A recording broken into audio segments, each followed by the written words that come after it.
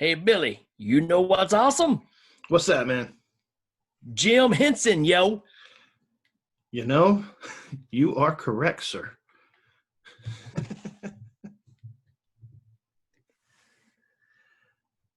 All right, man. Well, welcome back to You Know What's Awesome. We're back with our regular show. Spooktober was pretty fun. What'd you think of that one? Yeah, I mean, it's a blast. we always like talking about scary movies, and it's just because it's not October anymore doesn't mean that we won't. But now we're going to start getting into that holiday season, and there's going to be probably some Christmas movies and music and stuff like that we're going to be talking about. I'm a big fan of Thanksgiving myself. I like the There may be one that gets brought up in this show. But yeah, dude, Jim Henson. I don't think it's you can't overstate his impact on things.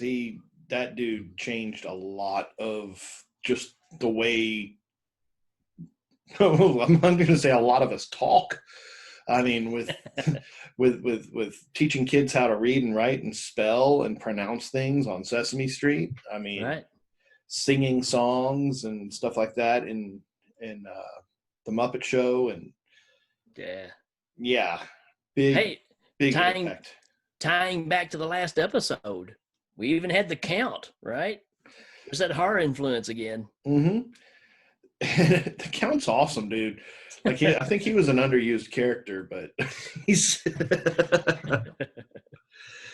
I love those Yeah, original Sesame Street episodes but back before the world got so wussified. Have you seen like season 1 of yeah. Sesame Street, and you pop that in? They were selling it a few years ago. You pop that in, and there's like so much innuendo, like stuff just flies right over the children's head, and the parents are like, Yeah.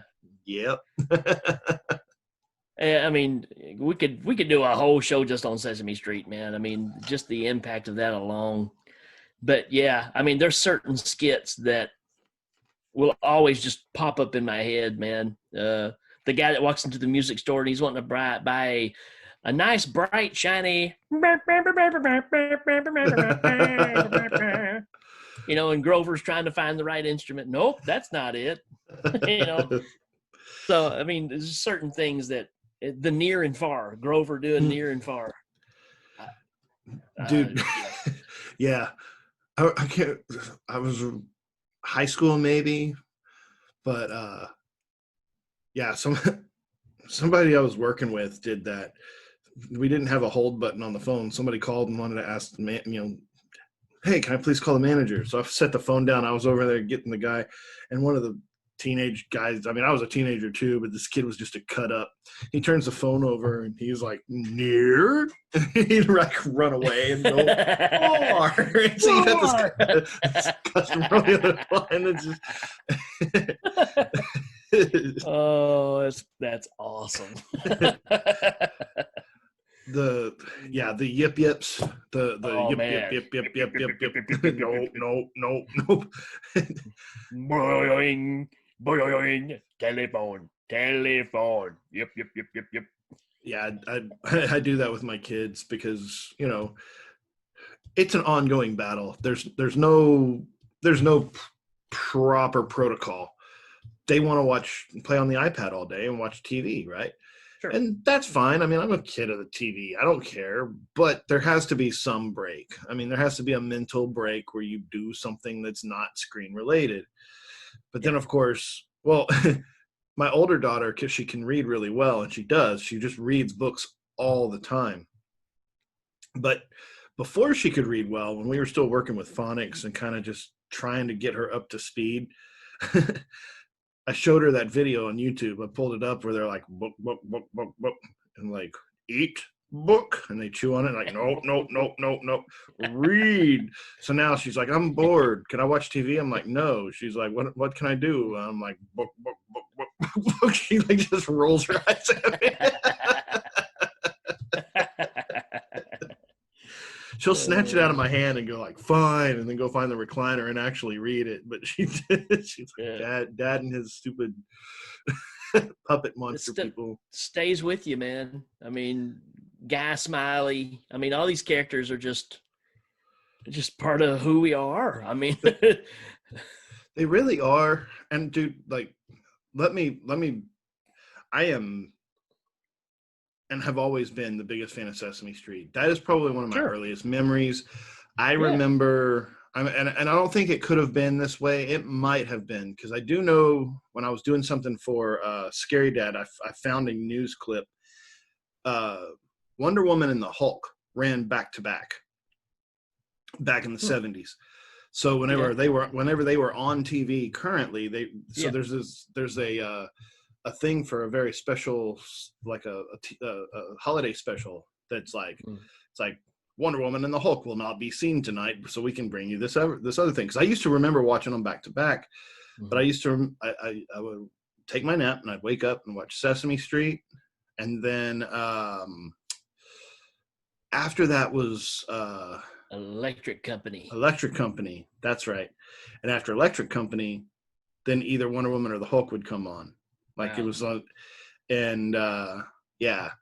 So like that, my afternoon was talk about screen time. Like, and the Hulk would scare the bejesus out of me, but I loved it. Oh yeah, man. But the opening of the Hulk alone was just stuff of nightmares. But man, I would take a nap and I'd sleep too long and I'd overshoot Sesame Street and I'd just be depressed. Oh, it was Sesame Street and Scooby-Doo. That's what it was. Scooby-Doo. Like Scooby-Doo. But yeah, it was like Sesame Street, Scooby-Doo, and man, I loved. I wanted to go live there. I wanted to go live in Sesame Street so bad. Sure. They were all my buddies. Every single skit, every character, I had them memorized. You know, it's like, there's a fly in my soup. He's like, what is he doing? The back screw? You know, stuff like that. So yeah, of course, whenever I had kids, I couldn't help, you know, it's like the monster at the end of this book has been a staple for years. Even my 6-year-old's still reading it, you know, where it's like, don't turn another page, you know, those things. Right. I mean, such a big part again of just who we are, but it really changed gears for me when the Muppet Show came out.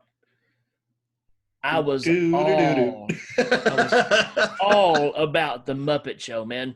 I don't know if you remember or not, but if you go back and listen to the Hell Ming episode we did, that was our holiday or our holiday season episode. We had the Boz from Podcast Under the Stairs on there.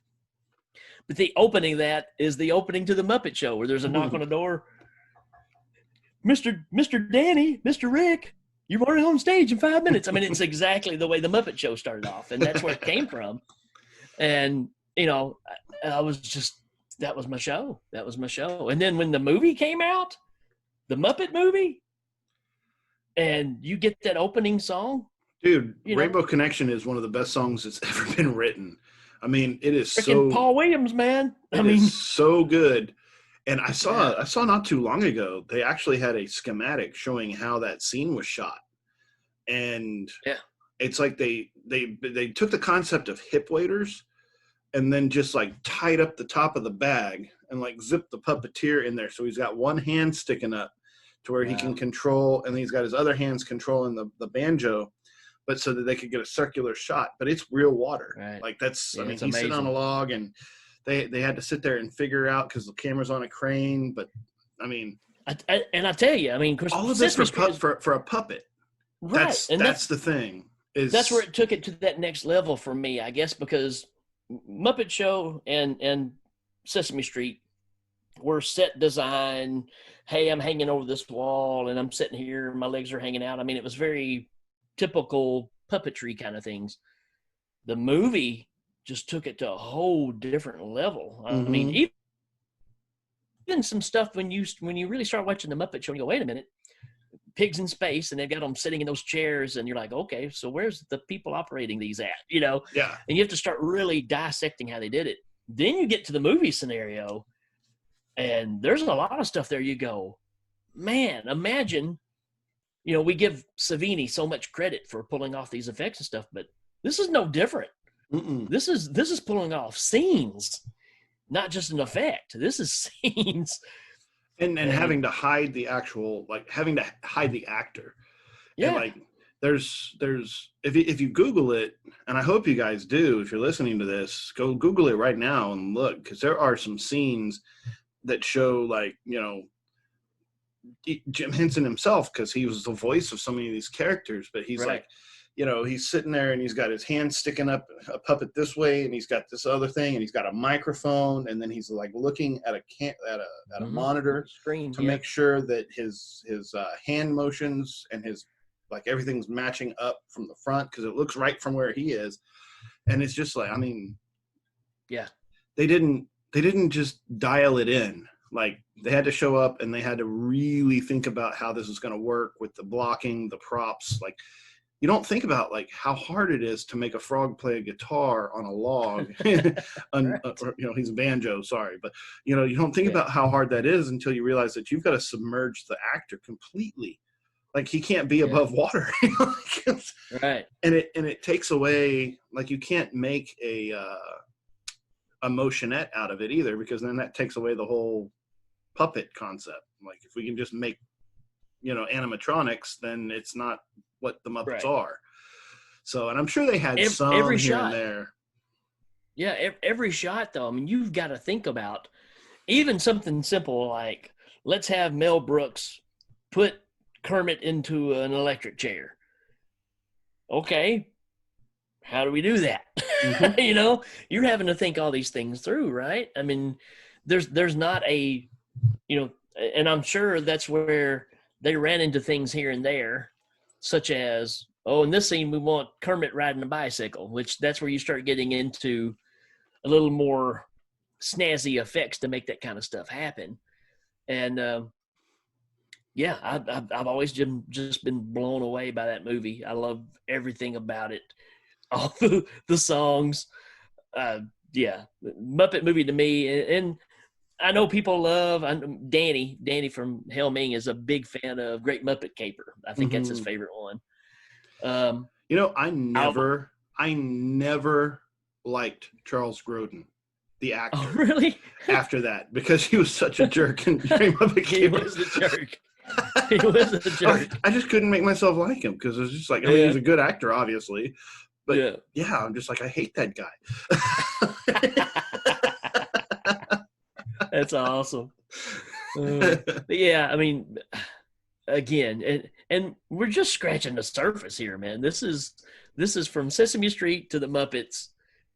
You still got the Muppets now. I mean, they're all, you got new versions of the Muppets, and you got my granddaughter loves to watch, the new Muppet Babies, right? So there's CGI'd kind of versions of the 80s Muppet Babies that came out, which my sister grew up watching. So it's just amazing that, we just got through, last week talking about carrying on these traditional characters and ruining them by changing it too much. Whereas here, it works. Don't change it. It works. You can introduce a new character here and there, but we don't need a different Gonzo. Gonzo's Gonzo. Exactly. I mean, and my granddaughter would come up and tell me jokes and say, "Hey, Pop, why is the sky blue?" I don't know, because it's blue. Waka waka. I mean, it didn't matter that the joke was funny. It's just you're supposed to say waka waka at the end of it. Of course.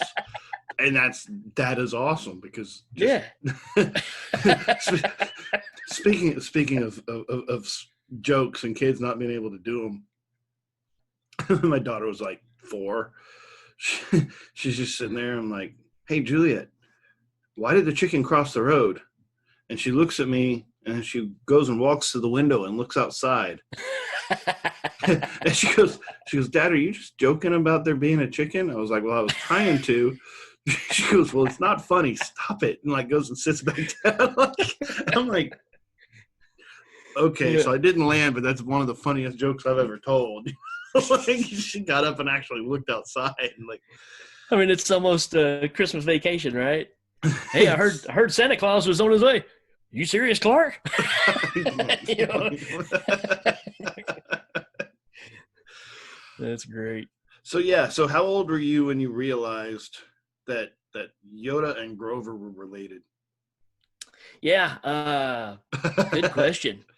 It had to be later on because to me they were so separated that I you didn't reckon, really put it together. dude, I recognize that voice like that. I was like, Really? I was like, I Wow. was like, that's Grover.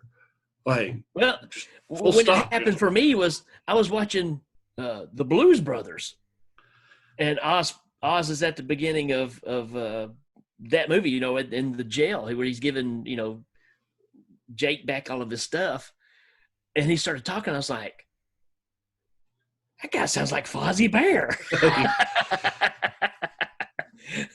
Yeah, dude, Frank Oz has just a distinct voice, and it's great. It's crazy that he's voiced so many distinct characters with distinct personalities, but they all kind of have that same similar sound. You know, Freaking Miss Piggy. I mean, he's Miss who would? Piggy. Yeah, But yeah. So Jim Henson is sitting there, and you just got to think about the way that the world works in such a so.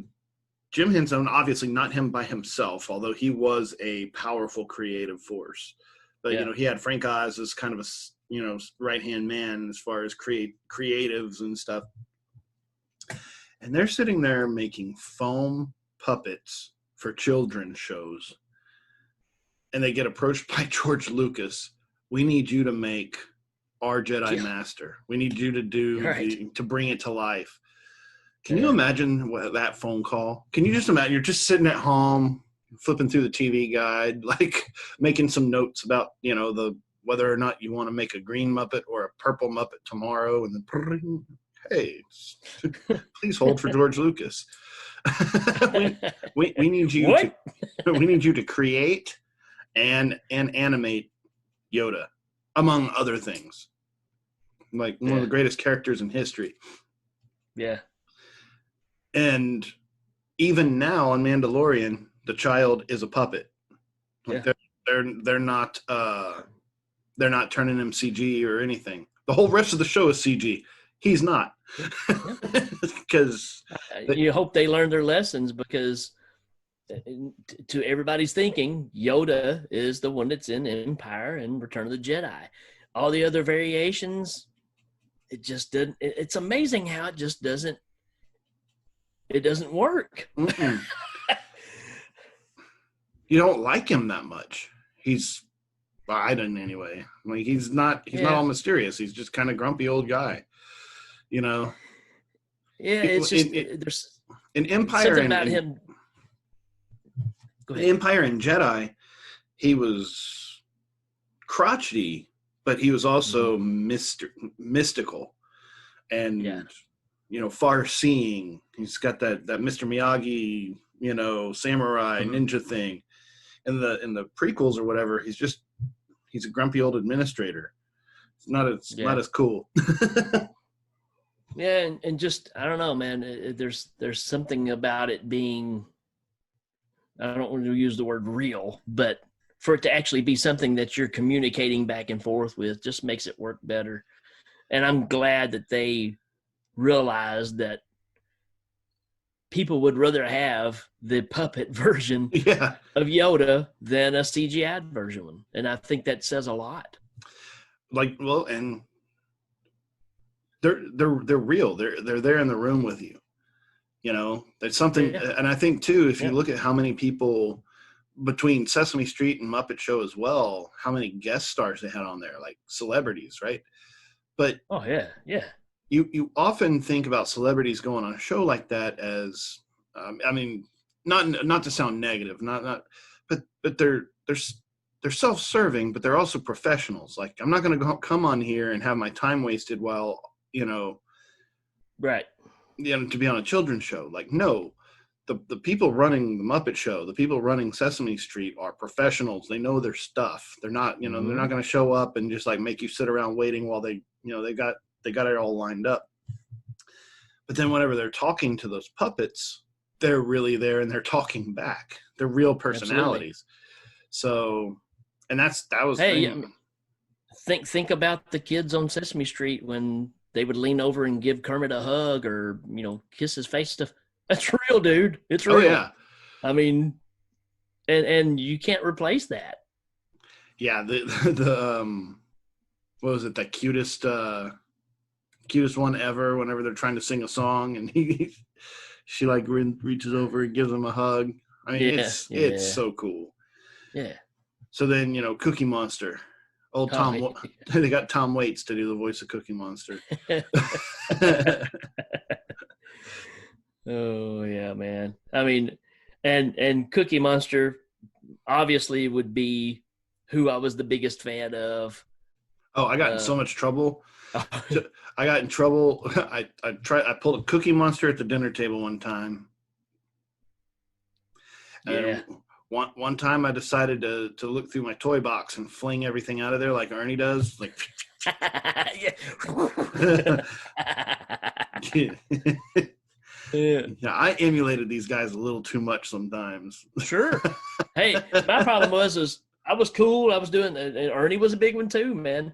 But then you got Cookie Monster. But then I saw Animal. Oh yeah, I used to have an animal puppet that he's a puppet. You stick your hand in his mouth, and it had these little finger holes that you go in like this, but then you could go like this, and it would make his eyebrows move. So like you could manipulate him quite a bit with one hand, and he was awesome.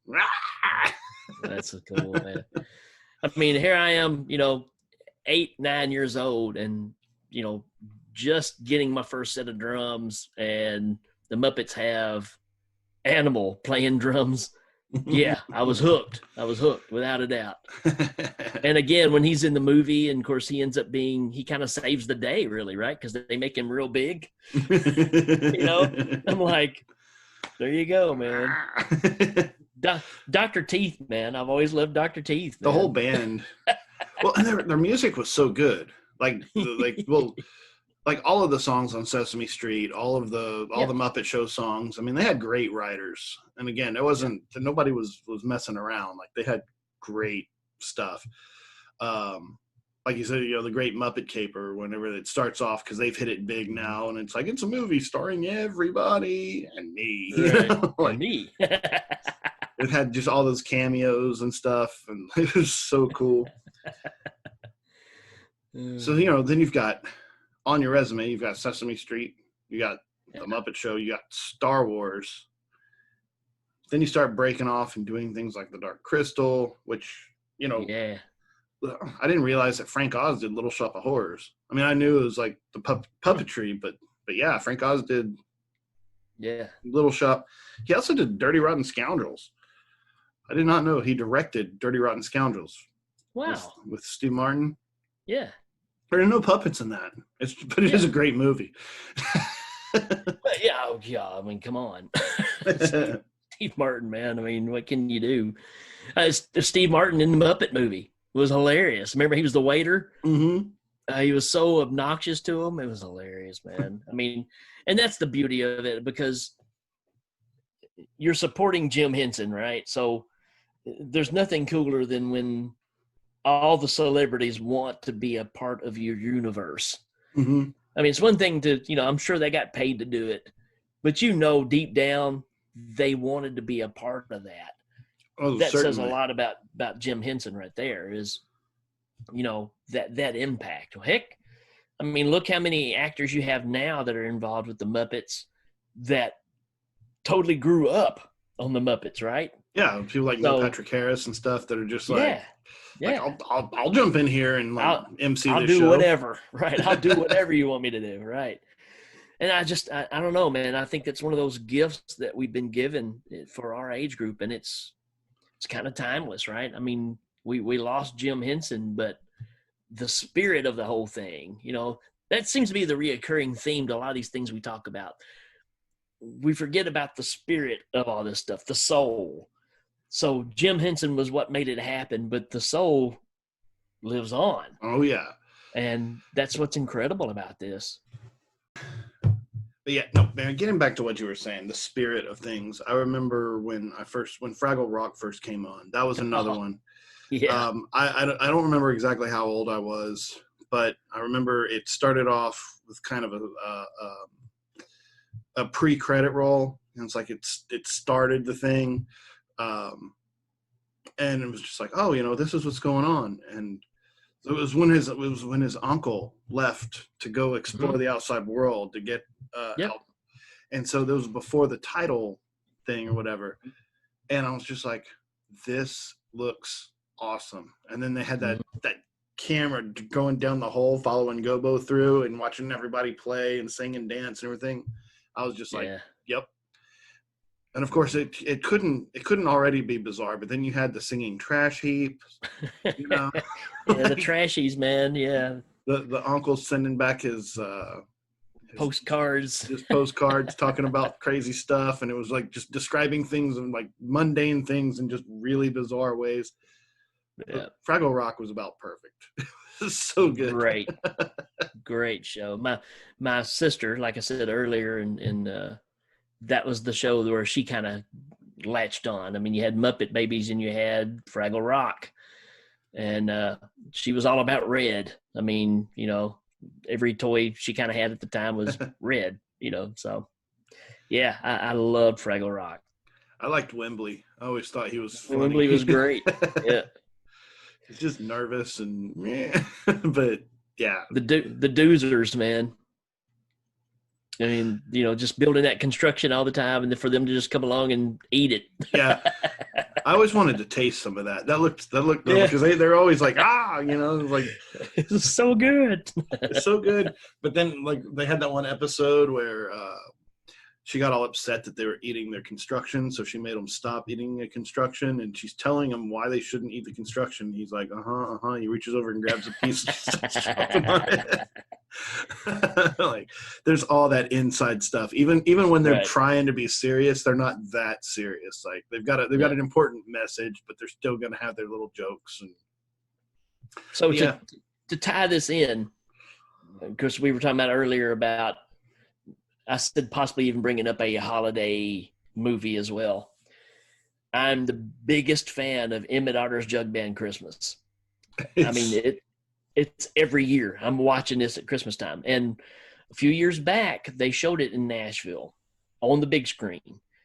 And kind of a rare event, but they showed Emmett Otter's Jug Band Christmas. And before that, they showed an episode, like a lost episode of Fraggle Rock, and it was a holiday episode. Oh, cool. So, yeah, you talking about a happy 45-year-old guy just sitting there going, this is the greatest thing ever. And, dude, I love Emmett Otter's Jug Band Christmas so much. And I went and bought Emmett Otter and was all excited. I was going to show it to my daughters, and both of them were just kind of like, meh, like, this is boring. Let's go do something else. I was like, I'm going to find the nearest fire station to drop y'all off at, because that's you're not allowed to not like Emmett Otter, man. But have you seen it's outtakes on the DVD? But have you seen the where they're like crashing the wheels and like, oh man, Mama Otter's rolling the drum out there and it won't land right. Yeah, and then Mama's making like cracking jokes, like the actor that made it is so cool. Yeah, and just of course the original mom voice was Frank Oz, and they went back and overdubbed it later on. But yeah, again, you got Paul Williams writing the music. This is more of a set stage type scenario, so you can tell it's like shot in a studio kind of deal versus a movie location kind of thing. But I don't know, man. It's just one of those that it was on so much as a kid that is just a huge part of when I think of Christmas time. We're going to watch Emmett Otter. I mean, there's nothing funnier to me than the dancing horse that gets on the stage and the outfit comes apart and they're crawling off the stage on each side. The River Bottom Nightmare Band. Dude, the River Bottom Nightmare Band. That's what's funny though, is you watch it, they deserve to win. Like they kicked ass. Absolutely. But I love how they're just like they're such jerks. Just like, even the snake, he didn't even have hands, but he's just like playing guitar. I tell you what's cool is a few years ago they released it was a picture of the River Bottom Nightmare Band, but it was the cover of Destroyer, Kiss Destroyer. So it's like them on that mountaintop doing the thing, and it says River Bottom. But I've got a new one that I'm holding on to because I want to get past the holiday, the Halloween season and stuff. But somebody did the Rock and Roll Over album cover with all of the River Nightmare faces in it. And I'm holding on to that joker, man. That's going to be my logo for a while on Facebook. There's a lot of stuff you can do with those guys. Because, I mean, well, first of all, they're a good band. I mean, it's funny because, like, often if you were going to make an antagonist and make them a bunch of rowdy, heavy metal guys, you wouldn't make them as good as they were. but like, when they played that talent show, they kicked butt. Man. They're all in time, and it's song structured, and I found it ironic because I always remembered them kind of like, I always felt like, Emmett Otter's band got kind of jilted because they lost, but I'm like, sure, but that was some stiff competition. Well, you practice this one song all season long, and then a guy before you plays it on the banjo and does a not even close version of what you do, and you have to go outside and learn a new song. Yeah, you're gonna suck, guys. But it's just, and that's the thing about it is they don't win, but they end up getting a gig. Yeah, right? they end up getting a job. They got mashed potatoes. Oh yeah, dude, Emmett Otter is awesome. And then, of course, I love it. You mentioned Muppet Babies because my sister was big on Muppet Babies. But Muppet Babies is one of those that even though I was older, like I was junior high-ish whenever Muppet Babies was on Saturday morning. That's where I was. But Saturday morning cartoons, you didn't care. Like you still had the Looney Tunes kick in, and Muppet Babies came on a little bit later. But Muppet Babies is quality stuff. I mean, they had some good jokes, and especially with those like montages they do with like Star Wars or Indiana Jones, like the Lucasfilm properties which is still a big part of what the show is because they're pretending all the time to be something else, typical small kid stuff.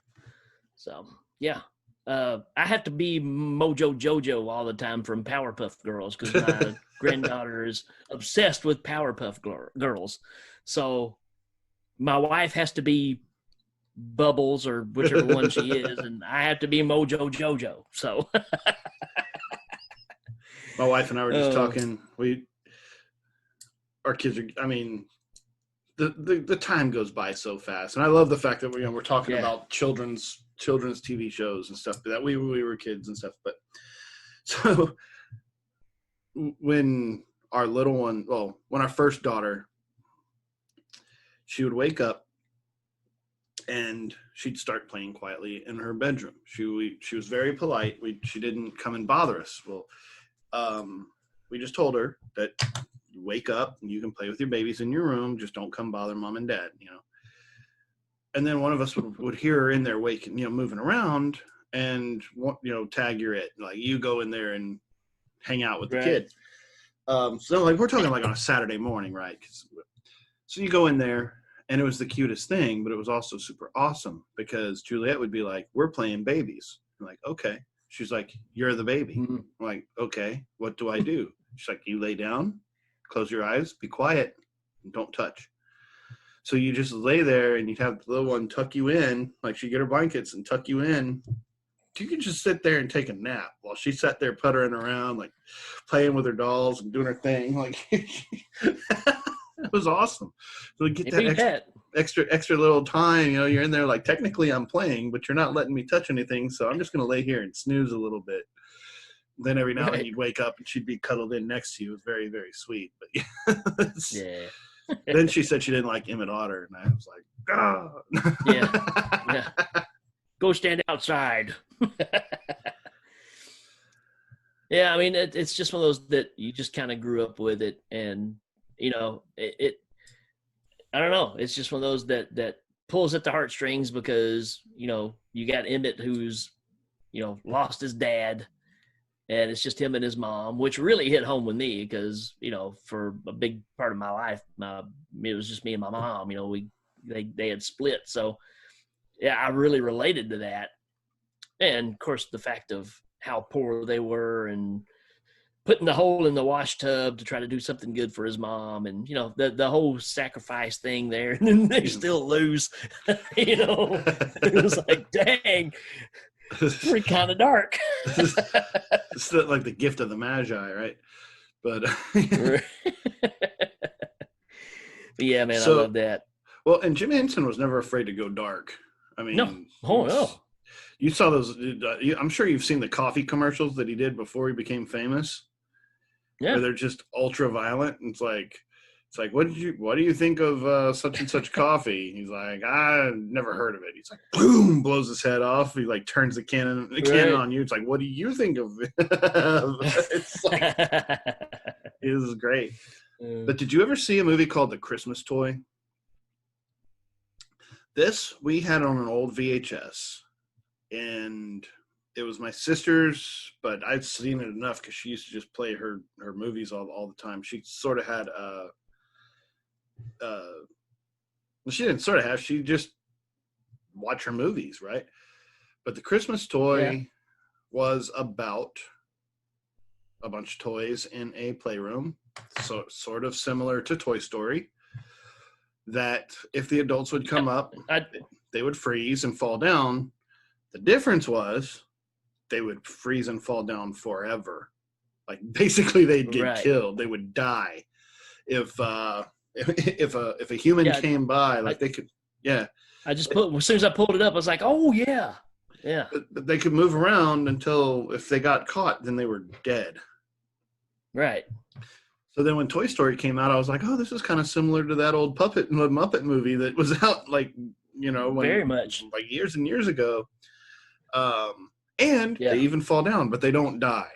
But yeah, they had a lot of them get frozen up in The Christmas Toy. It was pretty dark. It was a pretty dark movie.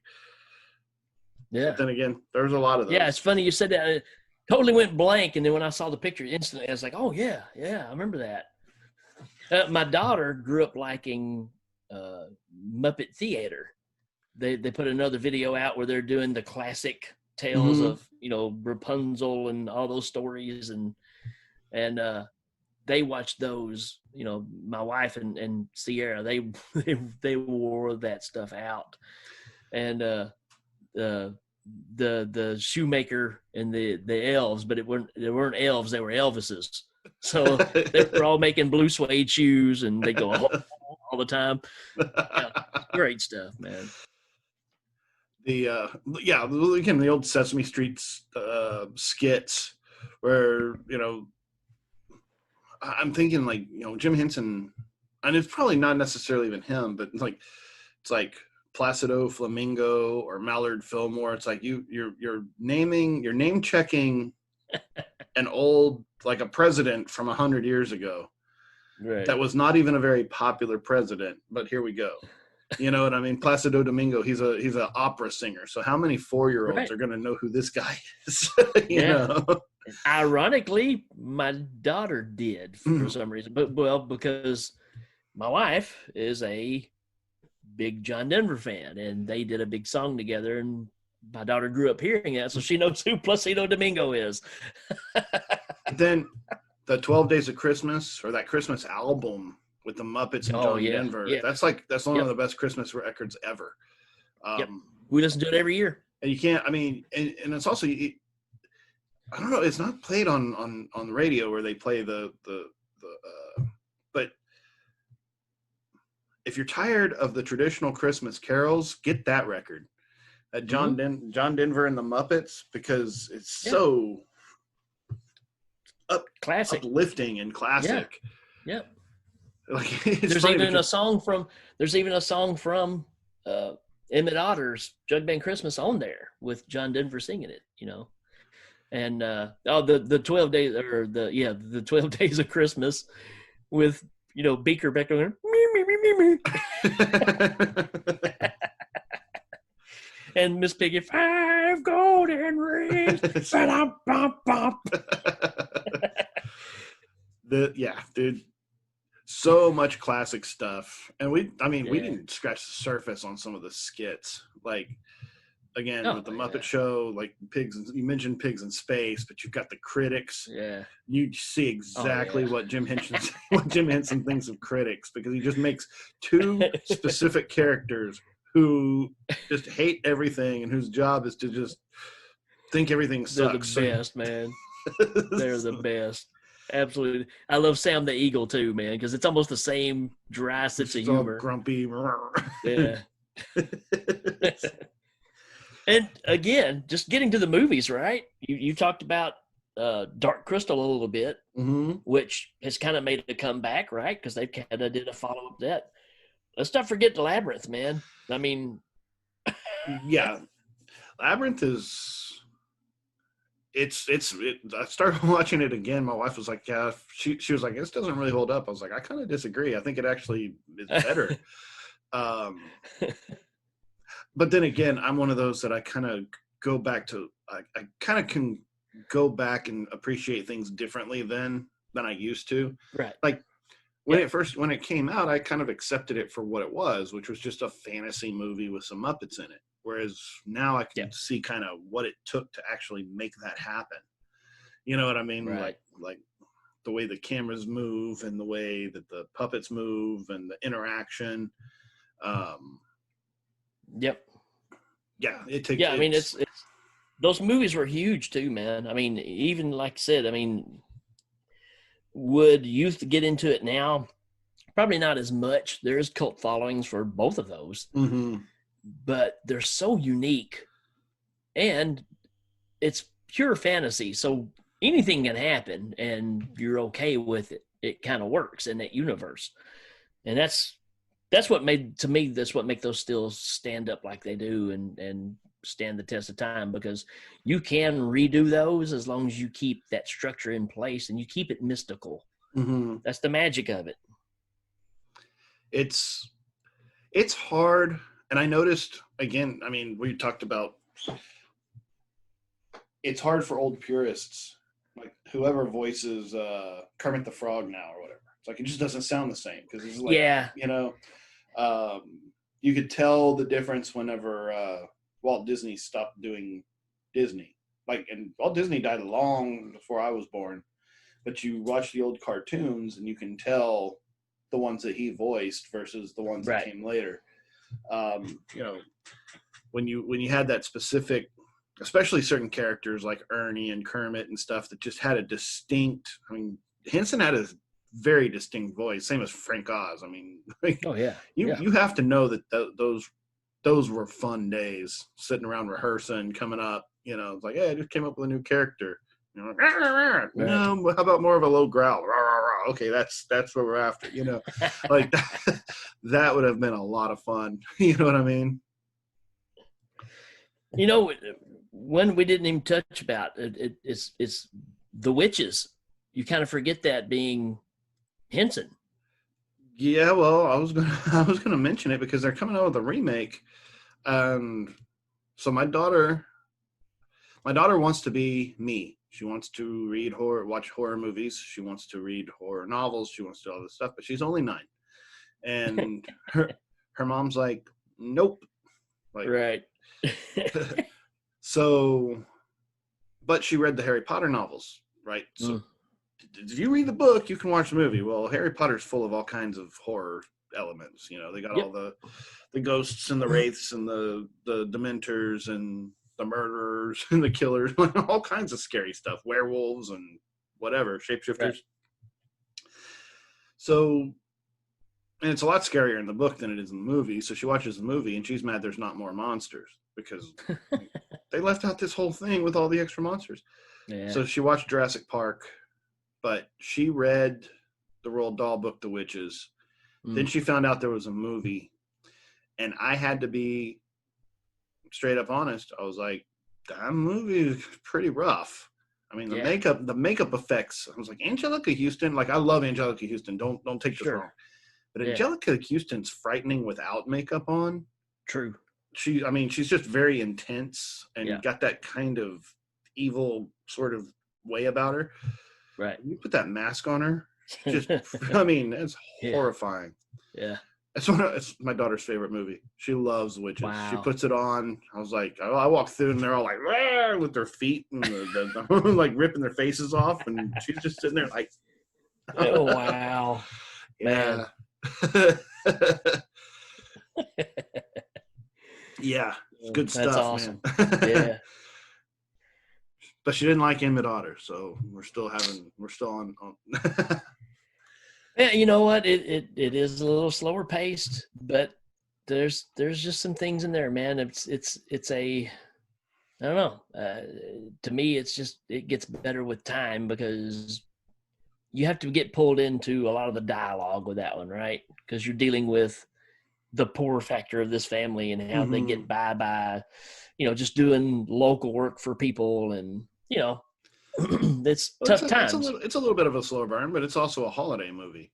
Right. It's supposed to make you like feel for the characters and Right. whatever. Well, look at the classic Christmas movies that are always about the rich guy not taking care of the poor person and how they have a change of heart. I mean, it's the same story. Mm-hmm.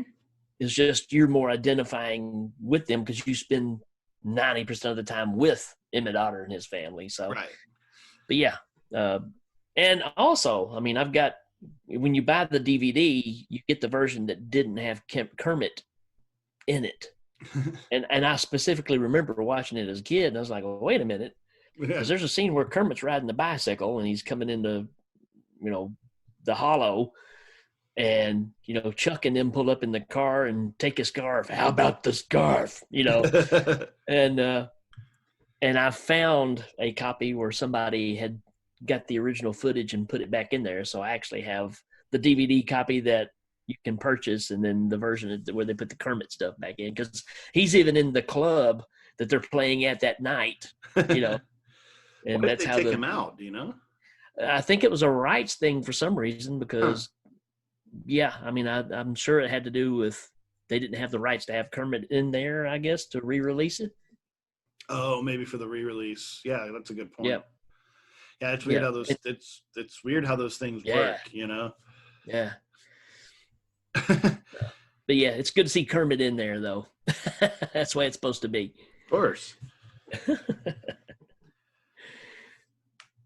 Well, what is,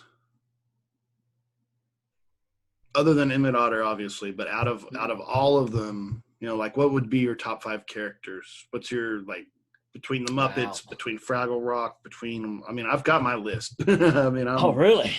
Dude, I kind of have to go with, on Sesame Street, you got to go with Cookie Monster. I love me some Grover. But really, at the end of the day, it's going to come down to the Electric Mayhem. I love the band, man. I love Lloyd. Cheryl for sure. Oh yeah, just the whole bunch of them, man. I mean, just I don't know. I was always pulled into that, and the movie was just magic to me, man. I mean, I loved the TV show. I loved when Alice Cooper was on there and he gets eaten by Harry or whatever the big monster's name was. Sweetums. That's his name. Sweetums. Oh, Sweetums is a great character, man. Uh-huh.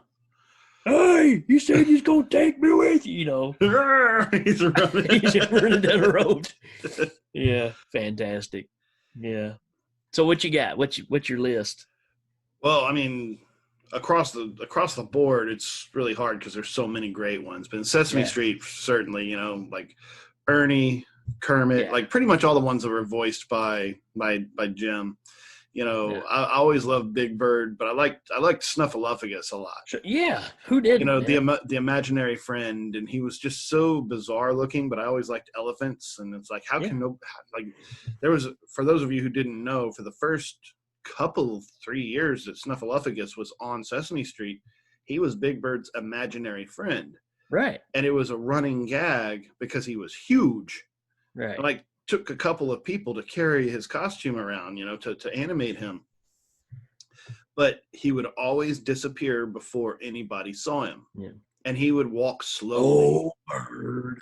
He would walk real slowly, But he would the tail would disappear around the corner before somebody would turn around, and he's like, "Oh, I was just talking to my old friend Snuffleupagus," and they're like, "Right, your imaginary friend." Yeah, whatever. Yeah. I loved Yeah. Snuffleupagus, so Yeah. Oscar the Grouch, but even almost more so was Oh yeah. Squirmy, the little worm. Oh yeah. Yeah.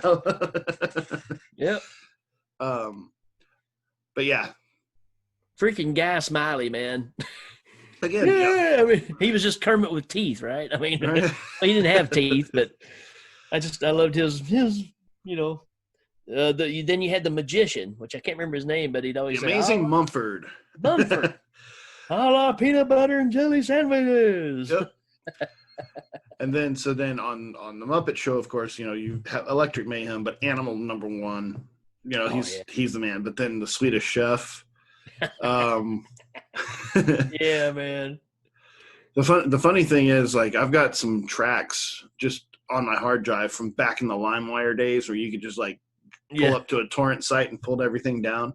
And so I had all of these clips of from Space Ghost, the songs that Brack sang, and Swedish Chef song and Manamana, that kind of stuff. Yeah. And I've just got them on.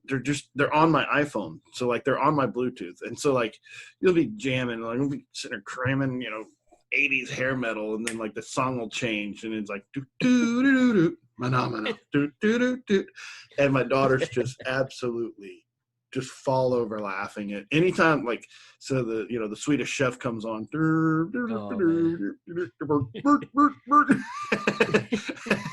It's just so out there. But yeah, Swedish Chef, an Animal, of course, Rolf, is the Piano Man, and just there's just so many of them. But you have those top tier guys. So and I think it's amazing because I at one point I did look at this very closely. Just there was a picture of Jim Henson workshop, and there's all of these different colored puppets without eyes and without hair. They're just like balls. It's there's a felt ball on top of a felt body with arms and legs, and there were some over there that were kind of half done, and some of them that were completely done. And I just thought, how cool would that be to sit there and just be, on some random Tuesday, just come into work, set your doll there and pop some eyes on there, pop some hair. You know what I mean? Take them out there, voice them, and then have them become, Kermit the Frog, a Big Bird, something like that, where it's just timeless. And that, I think if you're going to have a legacy, such a lost thing, man. Yeah, such a lost thing. I mean, it's you look at these characters as family. You grew up with these characters, and they're a hand puppet. Mm-hmm.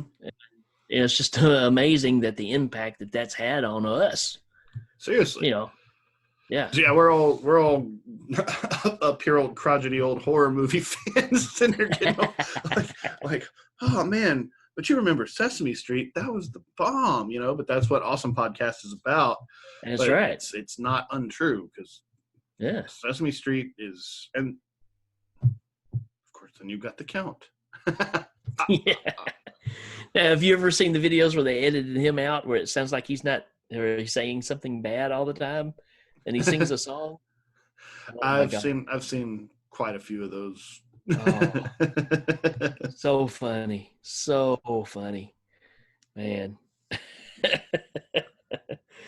But there's just something wrong about it too, though, right? Because it's that thing where you're messing with their childhood. So of course, doesn't make it any less funny. Right. Well, I think we're up against the end of our time. We're going to get a message that says no more. Actually, it just kind of drops you out, which sucks. But this one's been fun. I love me some Jim Henson. And we can go back and talk about, of course, we've already talked about Star Wars once, but there's lots more conversations. But Labyrinth, The Dark Crystal, all of these things they can be much more heavily explored. I mean, all of the Emperor, or Jabba's palace in in Return of the Jedi. Like all of that stuff was just Yeah. phenomenal. Salacious Crumb, Jabba the Hutt, like in Mandalorian when they have all those salacious crumbs like on the spit getting cooked. Right.